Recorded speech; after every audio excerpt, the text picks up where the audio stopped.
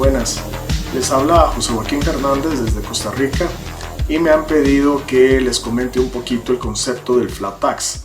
Sin embargo, antes de hablar sobre el flat tax es necesario, a mi juicio, hablar sobre el sector público, es decir, cuál es la razón de ser del sector público o del gobierno en sí y cuáles son las funciones esenciales de ese gobierno. Es decir, los impuestos no pueden utilizarse para financiar cuanto capricho se le antoje a los gobernantes, no.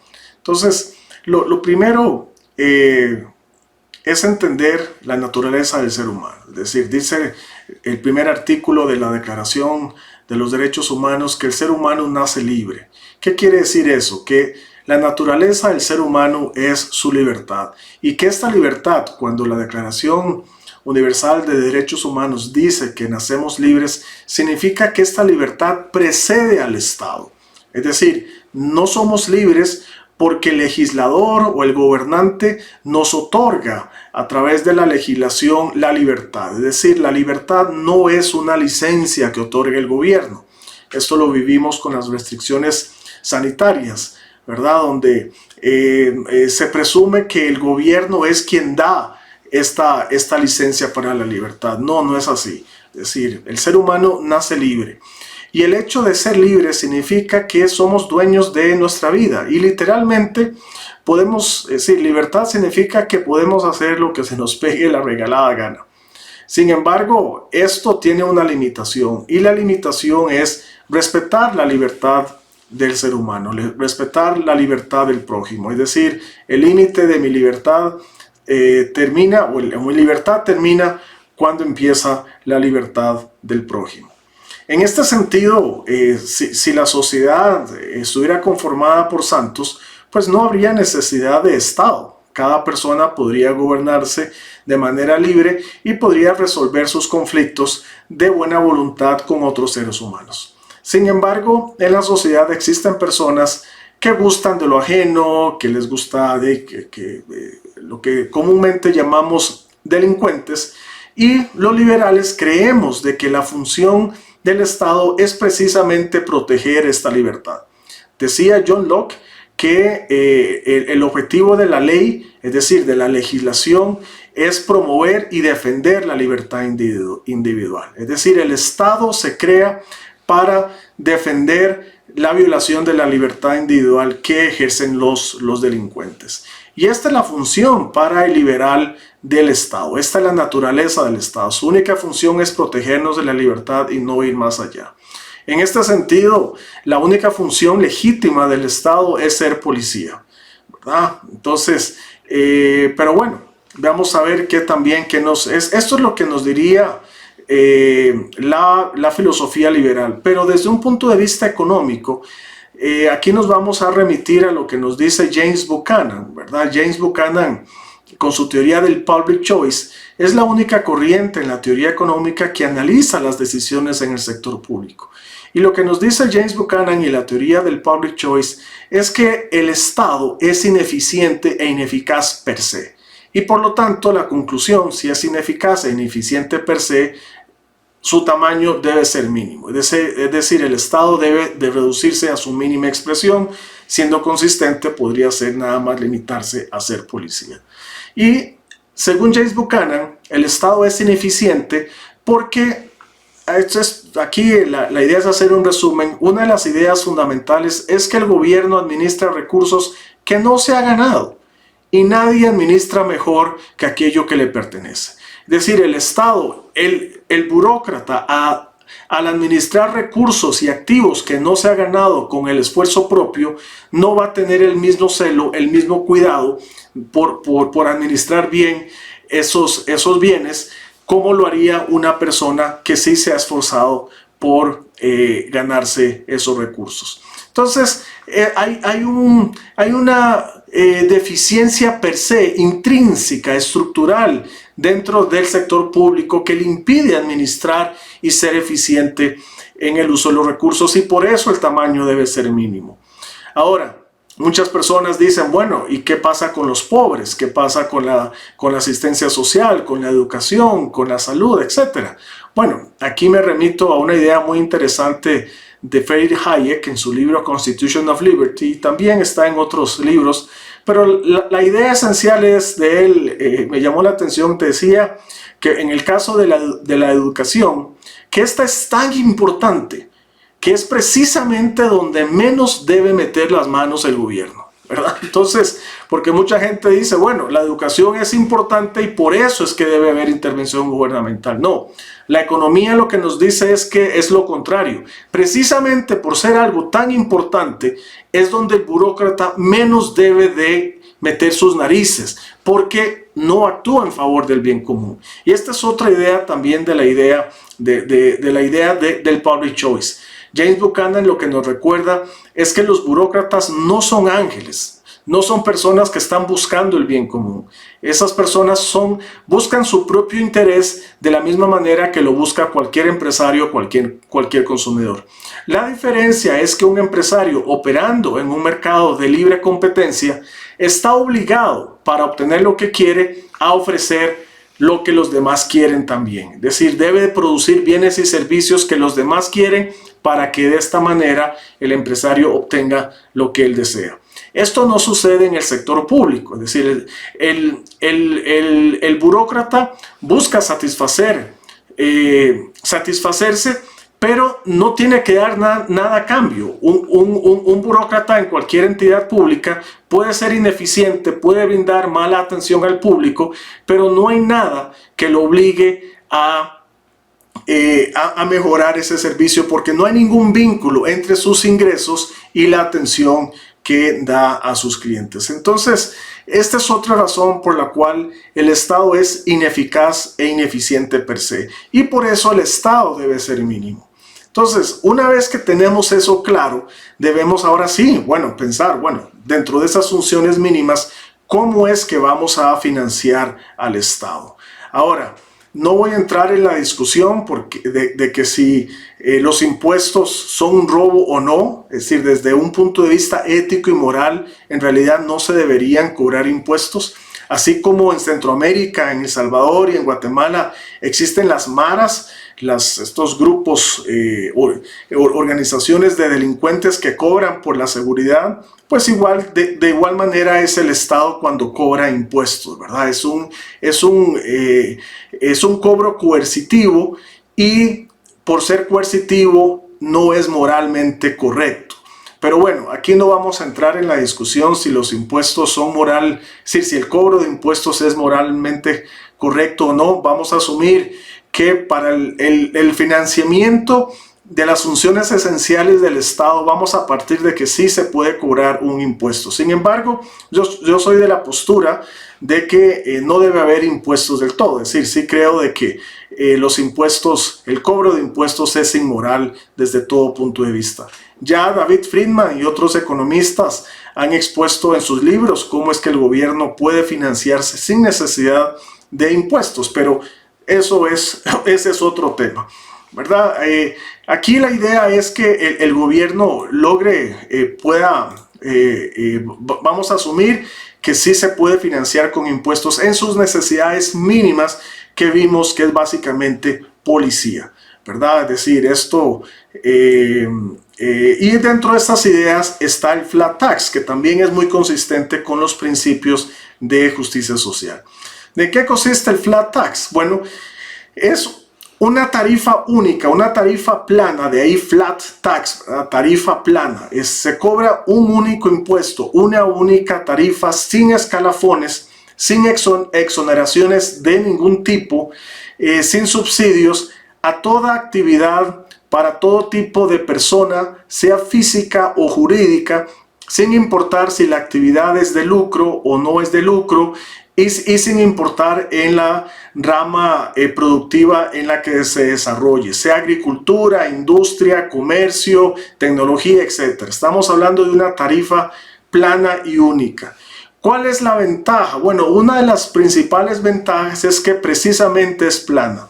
Al ser plana, entonces el empresario no tiene que estar gastando tiempo, no tiene que estar contratando abogados para discernir cuál es el esquema de producción en el cual puede minimizar el pago de sus impuestos. Como la tarifa es plana, no importa lo que haga, siempre va a pagar lo mismo y la tasa va a ser siempre la misma. Entonces, en este sentido, tenemos una mejora en la eficiencia porque nos garantiza que los recursos productivos se van a emplear en aquellas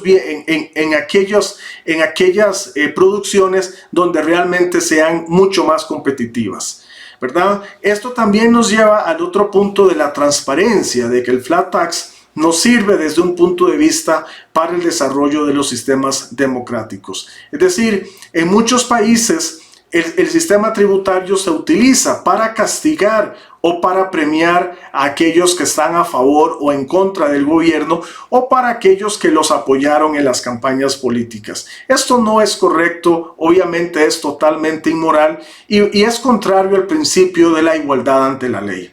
Bueno, como les decía, también el flat tax también es consistente con este principio de igualdad ante la ley porque no discrimina entre ninguna actividad económica, etc.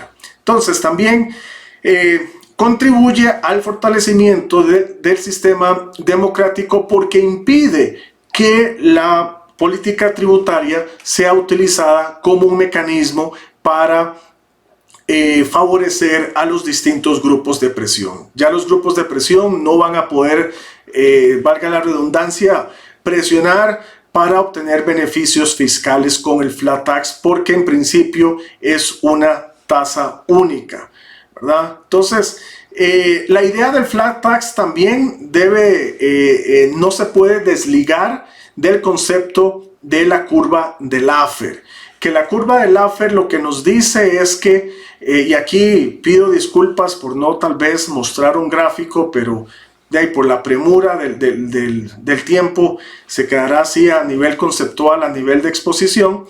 Pero lo que la curva de Laffer nos dice es que desde un punto de vista empírico, es decir, la mayoría de los países tenemos tasas impositivas tan altas que si reducimos la tasa de los impuestos, lo que vamos a tener es un incremento en la recaudación fiscal.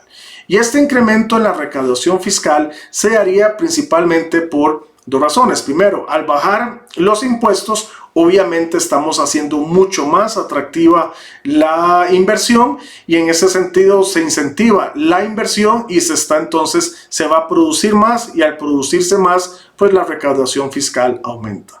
Desde otro punto de vista, si se reducen los impuestos, también se desincentiva la evasión se desincentiva la evasión fiscal. Y al desincentivarse la evasión fiscal, entonces también obviamente aumenta la recaudación fiscal. Entonces, esto es muy importante tomarlo en cuenta porque cuando uno habla de flat tax, por lo general está hablando de una tarifa baja del flat tax, una tarifa del 15%, 20%. Muchos países desarrollados han estado reduciendo su impuesto sobre la renta a las empresas y lo han colocado en un 20%. Bueno, en este sentido, si uno quisiera ser competitivo, podría pensar en establecer un flat tax de un 15%, no más del 20%, y deseable y que sea y lo mejor sería que fuera inferior al 20% para que realmente fuera competitivo con el resto del mundo. Pero entonces, muchos países tienen impuestos sobre la renta muy por encima del 20%. Entonces, muchos gobiernos o muchas personas se asustan o creen que la introducción de un flat tax se va a traducir en lo que muchos llaman tal vez un hueco fiscal. Es decir, que va a haber, se va a incrementar los déficits fiscales. Y lo que quiero enfatizar con la idea de la curva de Laffer es que la reducción de los impuestos no se va a traducir en un hueco fiscal. La experiencia de los países que han implementado el flat tax, reitero, se ha traducido más bien en un incremento de la recaudación fiscal por las razones que expuse anteriormente. Reiterando, porque hay un incentivo para mayor inversión, lo cual se traduce en mayores tasas de crecimiento económico, generación de empleo, y esto obviamente aumenta la recaudación y se desincentiva la evasión fiscal, ¿verdad? Como último punto, muchos que discuten el flat tax Les mencioné que es una tarifa plana, única, sin exoneraciones de ningún tipo. Algunas personas hablan de una única exoneración, es decir, por ejemplo, se exonera del pago del impuesto de renta a todas aquellas personas físicas con un nivel de ingreso inferior a $1,000, por ejemplo, ¿verdad? Pero eso ya es una decisión política si se establece un monto mínimo a partir del cual se empezaría a cobrar el impuesto, ¿verdad? Entonces, otra de las críticas que le hacen al flat tax es que no es progresivo, y esto es matemáticamente demagógico afirmarlo. Muchos creen que para que un impuesto sea progresivo requiere o implica que la tasa que las tasas sean escalonadas, es decir, que entre mayor sea el nivel de ingreso, la tasa sea mayor. Eso matemáticamente no es cierto. Es decir, por ejemplo, si tuviéramos un flat tax del 10%, una persona que tributa sobre $1,000 estaría pagando $100, y una persona que esté con un ingreso de de 10 millones de dólares estaría tributando $1 millón. Obviamente el que paga $1 millón está pagando más que una persona que paga $100. Es decir, siempre hay progresividad aunque la tarifa sea plana. Esto, las matemáticas no engañan, ¿verdad? Lo que pasa es que los socialistas siempre quieren este afán de los socialistas de que los ricos paguen como ricos. Eso, yo no entiendo eso. Yo creo que todos los seres humanos, desde un punto de vista de la justicia social y de igualdad ante la ley, la tarifa debe ser única, ¿verdad? Que reitero que este es uno de los principios fundamentales del flat tax. Bueno, entonces yo le pedí a los organizadores que distribuyeran un documento donde viene un resumen de las ideas del flat tax. Cualquier cosa, ahí están mis correos, cualquier consulta, con mucho gusto. Muchas gracias y buenas noches. Buenas, les habla José Joaquín Fernández desde Costa Rica y me han pedido que les comente un poquito el concepto del flat tax. Sin embargo, antes de hablar sobre el flat tax, es necesario, a mi juicio, hablar sobre el sector público, es decir, cuál es la razón de ser del sector público o del gobierno en sí, y cuáles son las funciones esenciales de ese gobierno. Es decir, los impuestos no pueden utilizarse para financiar cuanto capricho se le antoje a los gobernantes, no. Entonces, lo primero es entender la naturaleza del ser humano. Es decir, dice el primer artículo de la Declaración de los Derechos Humanos que el ser humano nace libre. ¿Qué quiere decir eso? Que la naturaleza del ser humano es su libertad, y que esta libertad, cuando la Declaración Universal de Derechos Humanos dice que nacemos libres, significa que esta libertad precede al Estado. Es decir, no somos libres porque el legislador o el gobernante nos otorga a través de la legislación la libertad. Es decir, la libertad no es una licencia que otorga el gobierno. Esto lo vivimos con las restricciones sanitarias, ¿verdad? Donde se presume que el gobierno es quien da esta licencia para la libertad. No, no es así. Es decir, el ser humano nace libre. Y el hecho de ser libre significa que somos dueños de nuestra vida. Y literalmente podemos decir, libertad significa que podemos hacer lo que se nos pegue la regalada gana. Sin embargo, esto tiene una limitación. Y la limitación es respetar la libertad del ser humano, respetar la libertad del prójimo. Es decir, el límite de mi libertad termina cuando empieza la libertad del prójimo.